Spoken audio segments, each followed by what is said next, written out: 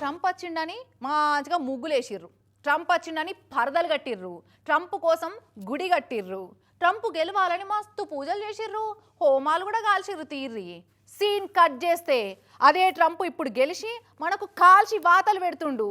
America నౌకర్లు America వాళ్ళకే అని H1B వీసా మీద పోయిన వాళ్ళ ఫ్యూచర్కు ప్యాచ్లు వేసుకునే కథ వేసిండు ఇప్పుడు. ట్రంప్ కాక గెలవాలని మన ఇండియన్లంతా సోపేస్తే అదే ట్రంప్ ఇవాళ మనో లెవెల్ ఉండొద్దని లేపేస్తున్నాడు. నువ్వు మనోనివే అని మనం అనుకున్నాం చెల్, మీరు ఎన్నటికైనా మాకు పగోళ్ళే అని కాక అంటున్నాడు. మా అమెరికా మాత వర్దిల్లాలి, జై జై అమెరికా మాత, మా నిధులు మా వాళ్ళకే ఖర్చు పెట్టాలి, మా కొలువులు మా వాళ్ళకే ఇవ్వాలి, మీ ఇండియా ప్రాన్స్ తింటాం కాబట్టి మీ బ్రౌన్స్ మా వైట్ ఒకటే అనుకోవద్దని వైట్ హౌస్లో కూర్చొని మళ్ళీ పిడుగు నెత్తి మీద పడేసిండు.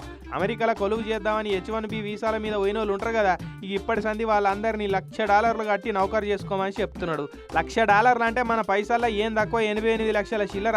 ఇంతకు ముందు ఇదే H1B వీసా ఫీజు $200 అంటే జస్ట్ 17,600 రూపాయలు ఉంటుండే.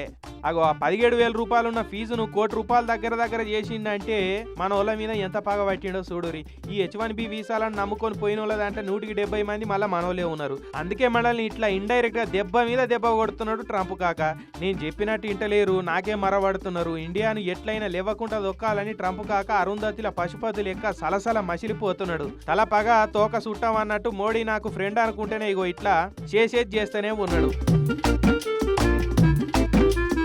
అటు మన మీద సుంకాలేయమని యూరోపోలో కూడా వార్నింగులు ఇచ్చి మనల్ని బబులుగా నవిలినట్టు నవ్వులాలని చూస్తున్నాడు. దీంతో లక్షలు ఖర్చు పెట్టుకుని అమెరికా పోయిన వాళ్ళు ఆగమవుతున్నారు. ఇప్పుడు మన జోలికి రావడానికి ట్రంప్ నమ్ముకొని వస్తే కుక్కతోక పట్టుకొని మిసిసిపి నది ఈదినట్టు అయింది కదా అని ఎత్తికొట్టుకుంటున్నారట H1B వీసా వాళ్ళు. ఇప్పుడు ఇవన్నీ చూస్తుంటే ఏమున్నదక్కో అమెరికాలో నాకు ఇంకా ఏమున్నదక్క అని మనోళ్ళంతా ముల్యా మూట చదువుకొని రిటర్న్ విమానం ఎక్కే టైం దగ్గర పడ్డట్టే అయిపోయింది పో.